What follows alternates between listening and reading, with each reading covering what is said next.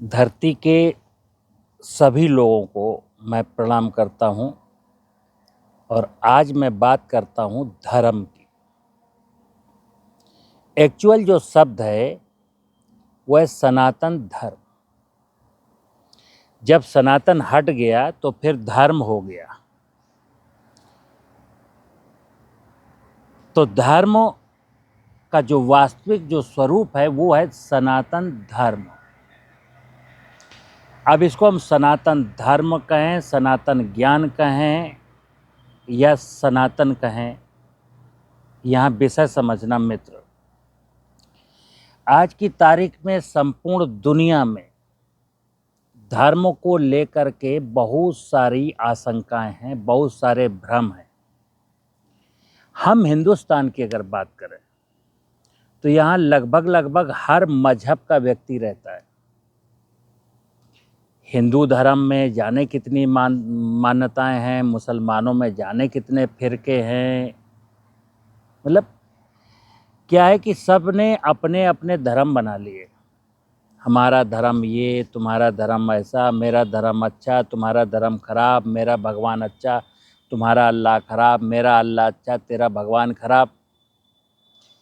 ये जो बातें हैं ये समझाती हैं कि मनुष्य कितना नीचे गिर चुका है या कितना अज्ञान में ज़्यादा डूब चुका है। अब सुनना मित्र, जो सनातन धर्म है,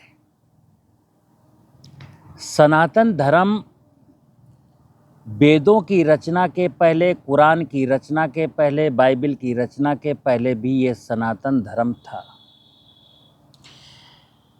यानी कि धर्म ग्रंथों की रचना के पहले भी ईश्वर था, अल्लाह था, गॉड था, धर्म था, सनातन था। तो हम धर्म को, सनातन को, भगवान को, ईश्वर को, अल्लाह को कुरान में, गीता में, वेदों में क्यों खोजते हैं? जो आज की तारीख में दुनिया भर में कोलाहल है, आपस की लड़ाई झगड़े हैं, उनका कारण क्या है? अज्ञान। और अज्ञान कहाँ से आता है? मैं ये नहीं कहता हूँ कि किसी किताब में गलत लिखा है। अब आदमी के पास इतनी फुर्सत नहीं है कि वो कुरान पढ़े, इतनी फुर्सत नहीं है कि वेद पढ़े।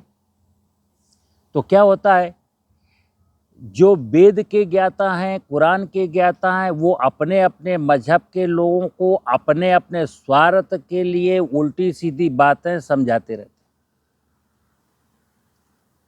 और फिर आदमी उसी अनुरूप चलता है। तो ज्ञान कौन दे रहा है हमको? ज्ञान हमको किताबें दे रही हैं या हमारे मजहब के गुरु दे रहे हैं, और उनका एक स्वार्थ है। मैंने अपने जीवन में, चूँकि मैं इस विषय पर करीब 17 सालों से एक आत्मचिंतन कर रहा हूँ, जिसको कहते हैं स्वाध्याय। अब देखना, स्वाध्याय जो शब्द है, कोई व्यक्ति अच्छी अच्छी किताबें पढ़ता है तो उसको कहा जाता है कि ये व्यक्ति बहुत स्वाध्याय करता है, जबकि वहाँ फिर मिस्टेक हो गई। स्वाध्याय का मतलब होता है कि पहले स्वयं को जाने, फिर प्रकृति की व्यवस्था को जाने, यानी सनातन को जाने। हमको किसी विश्वविद्यालय में, किसी धर्म गुरु में के पास या किसी धार्मिक ग्रंथ के पास जाने की ज़रूरत नहीं है। सनातन धर्म एग्जैक्टली सबके सामने बिखरा पड़ा है। तो सनातन क्या है? सनातन एक वह व्यवस्था है कि जिसके द्वारा जीव जगत की उत्पत्ति होती है। जैसे आप सब जानते हैं, पंच महाभूत, भूमि, गगन, वायु, अग्नि, नीर, इन्हीं ने यही पांचों चीज़ें मिल करके, और इनको मैं कहता हूँ देवता। जिसे हमारे हिंदू धर्म में क्या कहते हैं? देवता। पृथ्वी देवता, वायु देवता, अग्नि देवता, जल देवता, ऐसे बोलते हैं ना। ये अलग अलग, इनके अलग अलग, इनका भी देखिए, इनका भी धर्म है। एक सर्वोच्च सत्ता जो है ईश्वर, उसके द्वारा सब सारी जड़ और चेतन जगत की इकाइयाँ उसी के द्वारा निर्मित है, और उसने जिस चीज़ की रचना जब की तो उसका एक कर्तव्य बताया कि तुम्हारा ये काम है। जैसे ये भूमि, गगन, वायु, अग्नि, नीर, ये 5 देवता है और इनका जो सामूहिक काम है, जब ये एक साथ मिलकर के किसी क्रिया को करते हैं तो यही भगवान। तो हम ये नहीं कहते कि मेरी रचना धरती से हुई, मैं ये भी नहीं कहता हूँ मेरी रचना पानी से हुई, मैं ये भी नहीं कहता हूँ मेरी रचना वायु से हुई। जब भी मैं कहता हूँ मेरी रचना पंच महाभूत से हुई, यानी भगवान से हुई, इसको तो आप स्वीकार कर लेंगे ना कि हमारी रचना का रचयिता कौन है? भगवान। तो आपने ये भी पढ़ा है, सुना है कि मैं सबसे पहले नहीं आया था। सबसे पहले कौन आया था? पंच महाभूत ने एक विज्ञान है, देखिए धरती पर सृष्टि का जो निर्माण क्रम है वो एक विज्ञान सम्मत है। छोटी छोटी काई जो अपना भोजन खुद बना लेगी, इसको किसी की जरूरत नहीं, सबसे पहले वो आई। फिर उसके बाद माइक्रो ऑर्गेनिज्म आए, फिर छोटी छोटी घासें आई, फिर चींटी चींटा आए, फिर झाड़ियाँ आई, फिर भेड़ बकरियाँ आई, फिर पीपल बरगद के पेड़ बन गए, हाथी घोड़ा आ गए और बाद में मनुष्य आया। ये तो क्रम आप जानते हैं ना, यही क्रम है। कल्पना करिए कि यहाँ गाय भैंस बकरी ना होती, आदमी आ जाता तो दूध कहाँ से पीता? तो ये एक व्यवस्था है, परमात्मा की एक व्यवस्था है कि ऐसे ऐसे सृष्टि का निर्माण क्रम। तो समझना में, जब इस धरती पर आदमी ही नहीं था, मैं वेद और कुरान की तो बात छोड़ो, एक वक्त था जब इस धरती पर आदमी ही नहीं था, तो भी ईश्वर था, तब भी भगवान था, तब भी सनातन था। आदमी तो था नहीं। फिर मैं ऐसे कहता हूं कि आदमी कौन होता है डिफाइन करने वाला? और अगर डिफाइन भी किसी को करना है सत्य सनातन को, धर्म को, तो जरा कायदे से डिफाइन किया जाए। तो स्वाध्याय का मतलब होता है कि मैं अपनी आंखों से जो देखूंगा, इस धरती पर जब ऊपर मैं नजर उठाता हूं तो सूरज भगवान दिखते हैं, रात का वक्त होता है तो चंद्रमा और ग्रह और तारे दिखते हैं। मैंने समुद्र देखा है, मैंने नदी देखा है, मैंने पहाड़ देखा है, मैंने झरने देखे हैं, मैंने जंगल देखे, मैंने तितली देखी, मैंने जलचर देखे, मैंने नभचर देखे, मैंने थलचर देखे, मैंने इंसान देखा। तो हमको क्या देखना है? धरती सूरज के चक्कर रोजाना लगाती है। विष्णु भगवान धरती को, जिसे पौराणिक कथाओं में कहा गया, विष्णु भगवान निरंतर शिव के चरण पखारते। अब देखना क्या है? एक आदमी ने इस बात को किताब में देखा कि हिमालय में शिव जी बैठे हैं और विष्णु भगवान लोटा लेके गए, थाली लेके गए, उनके चरण धुल रहे हैं। ये तो किताब में मिलेगा, लेकिन हकीकत में क्या है?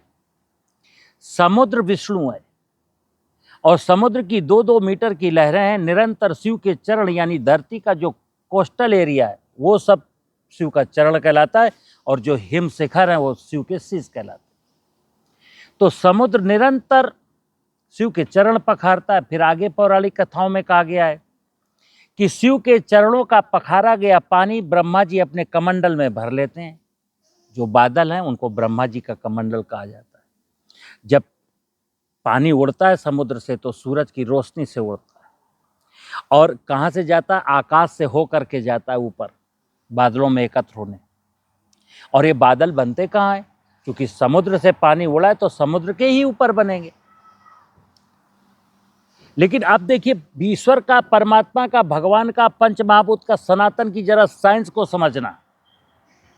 इस सृष्टि में 84 लाख योनियों का पेट कैसे भरता है? 84 लाख योनियां कैसे प्रसन्न रहती हैं? रहीमन पानी राखिए, बिन पानी सब सून, पानी मिले ना उबरे मोती मानस चुन। पानी के बिना जिंदगी नहीं है। लेकिन पानी कहाँ से आता है?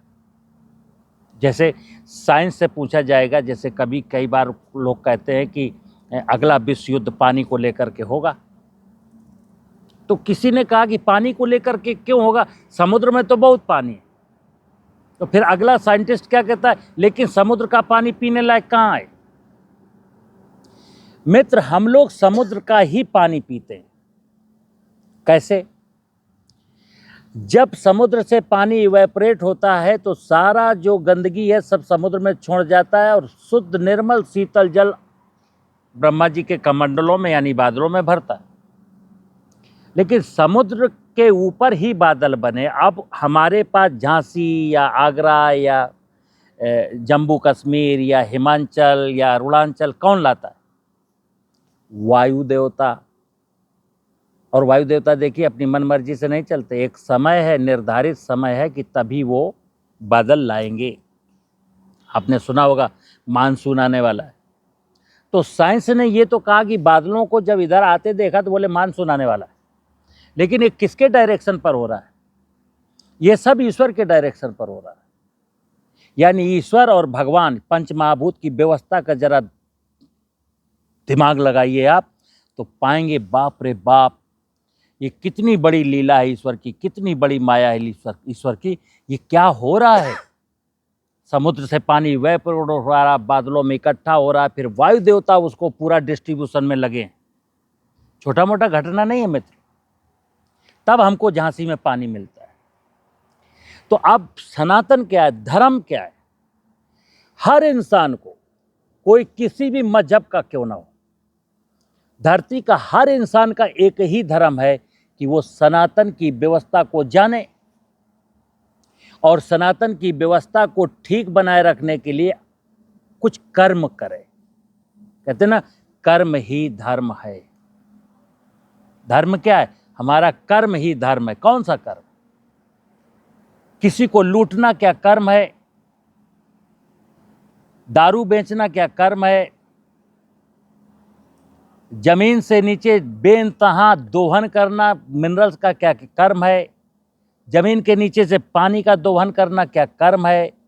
जमीन में यूरिया डीएपी डाल के बंजर बनाना क्या कर्म है? वनस्पतियों को कीट पतंगों से बचाने के लिए पेस्टिसाइड का डालना क्या कर्म है? ये सब कुछ कुकर्म है। क्यों?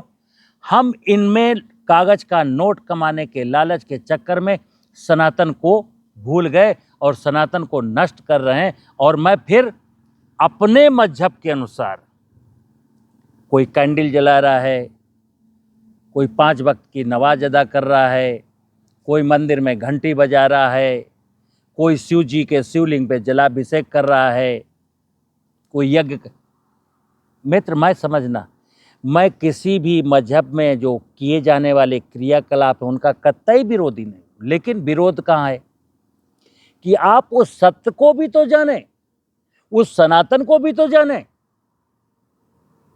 तो ये सरल है क्या? कैलेंडर में अगरबत्ती जलाना बहुत सरल है, दुर्गा जी की आरती गाना बहुत सरल है, गणेश जी की चालीसा गाना बहुत सरल है, लेकिन गणेश क्या है ये जानना बहुत कठिन है। कौन लफड़े में पड़े? गणेश जी का कैलेंडर बाजार में मिलता है 20 रुपए का, चलो दीवार में टांग लेते हैं। और गणेश चालीसा की किताब मिलती है 3 रुपए की, वो भी ले आते और गणेश चालीसा पढ़ते। और हम क्या कहते हैं, मैं धार्मिक हूं। मित्र सुन लेना, दुनिया में जो प्रकृति की रक्षा करने वाले हैं, जो पानी की रक्षा करने वाले हैं, जो धरती की रक्षा करने वाले हैं, जो मानवता को बचाने वाले हैं, जो जीव जगत की माया को प्रोटेक्शन देने वाले हैं, वही थोड़ा सा धर्म करते हैं। लेकिन ये ड्यूटी तो सबकी थी ना। धरती पर आज 8 अरब की पॉपुलेशन है, सबकी ड्यूटी है कि वो सनातन की सुरक्षा करे, क्योंकि सबका जीवन सनातन से चलता है। हमको 21,000 बार सांस लेने के लिए ऑक्सीजन जंगलों से आती, इसलिए जंगलों की सुरक्षा करना। जंगलों की मेहरबानी से ही पानी बरसता है, क्योंकि पानी सुनना, पानी क्यों बरसता है मित्र?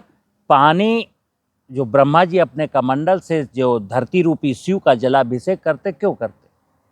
ताकि ये धरती पर जितनी भी प्रकार की वनस्पतियां, जैसे मैं अक्सर बोलता हूं कि जितनी भी प्रकार की वनस्पतियां हैं ये सब माता पार्वती का स्वरूप है। अब मैं माता पार्वती को क्या देखता हूँ? कुछ अलग देखता हूँ। सत्य क्या है? ये वनस्पतियां ही माता पार्वती हैं और धरती ही शिव है। अब 5 देवता जो वन है, विष्णु देवता, आकाश देवता, वायु देवता, सूर्य देवता, देखना ये 4 देवता भी आदि पिता सदाशिव और आदि शक्ति माँ दुर्गा के लिए वर्क करते हैं, दिन रात जगते हैं। कारण क्या है मित्र? ईश्वर ने या प्रकृति ने या पंच महाभूत ने इस धरती पर जितनी भी योनियां बनाई हैं, सब निरंतर प्रसन्न रहें, कोई प्यासी ना मरे, ऐसा ना हो किसी को ऑक्सीजन ना मिले, ऐसा ना हो किसी को 2 वक्त की रोटी ना मिले, तो सबका पेट भरे। तो कौन भरेगा? ये वनस्पतियां ही भरती मित्र।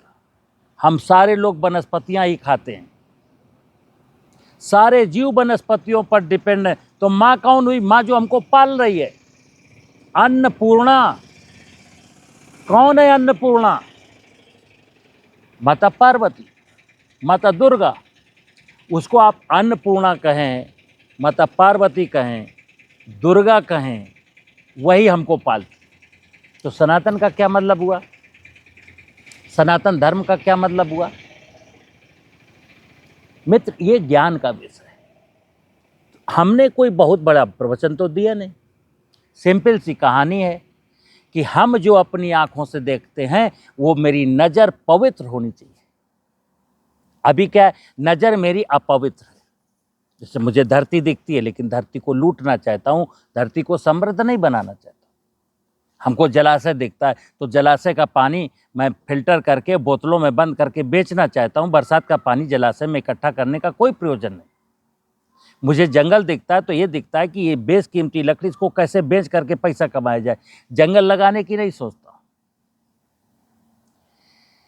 मित्र, ध्यान रखिएगा कि वर्तमान परिस्थितियों में जितने भी लोग भगवान की पूजा करते हैं, इबादत करते हैं, साधना करते हैं, उपासना करते हैं, यज्ञ करते हैं, जो कुछ भी करते हैं, अगर आपके दिमाग में धरती नहीं है, अगर आपके दिमाग में जल नहीं, अगर आपके दिमाग में जंगल नहीं, अगर आपके दिमाग में जीव जंतु नहीं है, अगर आप किसी गरीब की मदद नहीं कर सकते हैं और उसके बाद आप भगवान की पूजा करते, तो मैं फिर कहूंगा करते रहिए, अनवरत करते रहिए।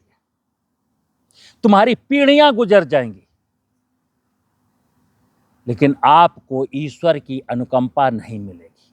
नंबर 1। नंबर 2, इसी सनातन पर चलता हूं मित्र। परमात्मा ने यहां इंसान पैदा किया था, अपनी अपनी पहचान के लिए लोग पंडित हो गए, ठाकुर हो गए, बनिया हो गए, ये हो गए, वो हो गए, मुसलमान हो गए, ईसाई हो गए, फारसी हो गए। हो सकता है ये हमारी अपनी व्यवस्था है, बट सनातनी व्यवस्था नहीं है। सनातनी व्यवस्था ने तो धरती पर केवल इंसान जना है। अब जो इंसान बने, ईश्वर उसी की सुनता है। मैं कई बार बोला हूं कि अगर मुझे भगवान की अनुकंपाएं चाहिए, अगर मुझे ईश्वर की अनुकंपाएं चाहिए, अगर मैं आध्यात्मिक बनना चाहता हूं,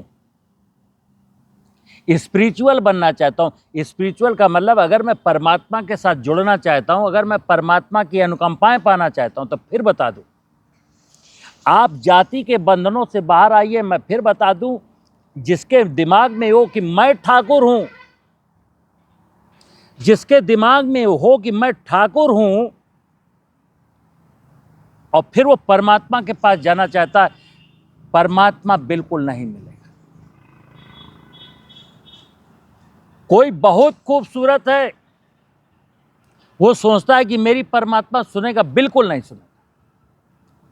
कोई बहुत बहादुर है, बहादुर बन के परमात्मा के पास जाना चाहते हो, परमात्मा नहीं सुनेगा।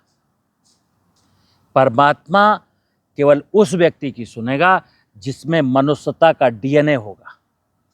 यानी कि परमात्मा ने जिस फर्मे में आपको ढाला था, आपका वही फर्मा है, यानी आपका डीएनए मनुष्यता का है। यानी डीएनए का मतलब होता है जो आपके गुण धर्म है। क्या गुण धर्म है? हम धरती को लूटेंगे नहीं, मैं धरती को उर्वर बनाऊंगा।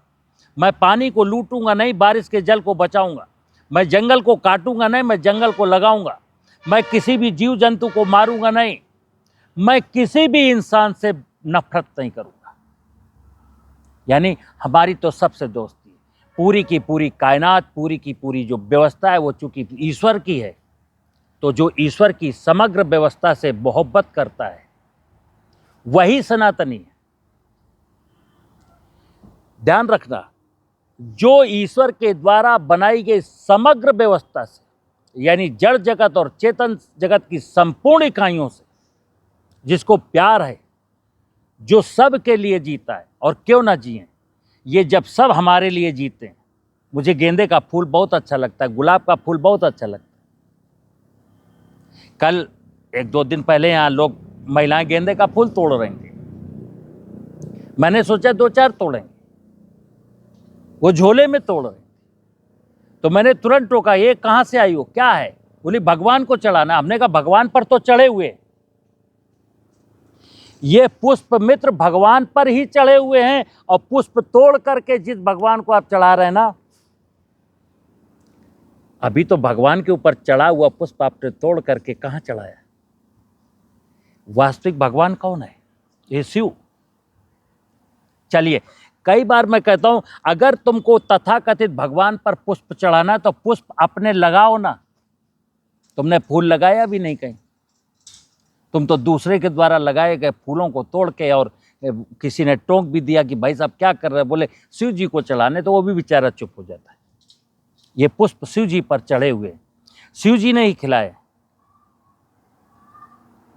तो मित्र सुनिए, हम सबको फिर बता दूं, सनातन किसी का नहीं है, सनातन सबका है। जो सनातनी व्यवस्था को माने, सनातन केवल उसका है। सनातनी पर किसी का जो है ना अधिकार नहीं है, किसी का कॉपीराइट नहीं है। जो व्यक्ति हिंदू हो, मुसलमान हो, शूद्र हो, ब्राह्मण हो, ठाकुर हो, बनिया हो, पिछड़ी जाति का हो, जो व्यक्ति सनातन को समझता है बस वही सनातनी। अगर मित्र सारी दुनिया के लोग वास्तव में, जैसे आज दंगे हो रहे हैं ना, 2 देशों के बीच में युद्ध हो रहा है, बारूदें बिखेरी जा रही हैं, अगर दुनिया के सारे लोग एक सनातन को, एक ईश्वर को स्वीकार करें कि यस यही सत्य है, यस सनातन ही सत्य है, तो काहे की लड़ाई? आज तो अभी देख रहे हैं ना आप, सरकार के द्वारा कोई काम होगा, आज के नहीं, आजादी के बाद से चलाया है कि सवर्णों के लिए कुछ हुआ तो पिछड़ी जाति के और अनुसूचित जाति के लोग मैदान पे, उनके लिए कुछ हुआ तो वो लोग मैदान में। यानी मैं अपने भाई को भाई नहीं मानता, मतलब जो रचयिता मेरा वही रचयिता उसका है। लेकिन कागज का नोट मिल जाए, एडमिशन मिल जाए, नौकरी मिल जाए तो दे द्वंद। मित्र, ये द्वंद जब समाप्त होगा जब लोग सनातन को जानेंगे। एक ही विकल्प है, अगर जीवन में आनंद चाहिए, जीवन में खुशियां चाहिए, जीवन में सुख और शांति चाहिए, और मोक्ष की प्राप्ति करनी हो, जैसे अभी ये जन्म तो मेरा, मर जाऊंगा, मैं मर जाऊंगा 10 साल बाद, 5 साल बाद, लेकिन मुझे फिर जन्म लेना पड़ेगा, फिर किस योनि में जाऊंगा। तो धर्मो रक्षति रक्षता, सनातन ही धर्म है। जो सनातन की सुरक्षा करेगा वो मोक्ष को जाएगा। लेकिन आज की तारीख में क्या है, धर्म भूल गए लोग, अधर्म को धर्म मान लिया, अधर्म को धर्म की परिभाषा दे दी गई, यही धर्म है। मैं फिर कहूंगा, बहुत सारे लोग मुझसे नाराज हो, वर्तमान का जो धर्म है, किसी भी मजहब का जो धर्म है, वो धर्म नहीं है, वो बकवास है। जरा उसको फिर से रिफाइंड करिए, आत्मचिंतन करिए, सत्य को खोजिए। सनातन ही सत्य है, और जो सनातन है वही भगवान है, जो सनातन है वही ईश्वर है। क्योंकि कहते हैं ईश्वर कण कण में। हमने एक आदमी को लूट लिया, ईश्वर आपसे खुश होगा। एक गरीब को गाली दे दिया, ईश्वर खुश होगा। एक कुत्ते को मार दिया, ईश्वर खुश होगा। मैं तो सुन लीजिए, ईश्वर की किसी भी इकाई के साथ नफरत का भाव अगर है तो मैं फिर बता दूं, आप जिंदगी भर धार्मिक अनुष्ठान करते रहना, बच्चों को सिखा जाना, पीढ़ियां गुजर जाएंगी लेकिन किसी का कल्याण नहीं होगा। और एक दिन, जैसे मेरी ये वीडियो हो सकता है 20 मिनट की, वो 25 मिनट, एक बार अगर इस वीडियो को आप बार बार सुनेंगे और समझने का प्रयास करेंगे, आपका कल्याण। और ये विषय खेती से भी जुड़ा है, अपनी जिंदगी से भी जुड़ा है। समझना बात को। आज सारे लोग दूषित वायु ले रहे हैं, सारे लोग कंटामिनेटेड वाटर पी रहे हैं, और सारे लोग पेस्टिसाइड डला हुआ सब्जी फल अनाज खा रहे हैं। अगर सनातन सही होता, मेरी धरती माँ सही होती, तो क्या मेरे जंगल होते, बरसात का पानी रुका होता, तो क्या किसी को हैवी मेटल का पानी पीना पड़ता? अगर जमीन फर्टाइल होती तो क्या किसी को ये फर्टिलाइजर और पेस्टिसाइड मिला हुआ भोजन खाना पड़ता? ध्यान रखना मित्र, जिसका शरीर स्वस्थ है वही सुखी है। और आज मैं जब सनातन को भूल चुका तो सबके शरीर खराब हैं। अब पहला सुख निरोगी खाया तो सुख तो रहा नहीं, और जो शरीर का अगर बर्बाद है तो शांति भी नहीं रहेगी, और जो केमिकल खाएंगे मैं मानसिक रूप से अस्वस्थ हूँ। मुझे उम्मीद है कि आपको ये विषय समझ में आया होगा। नमस्कार।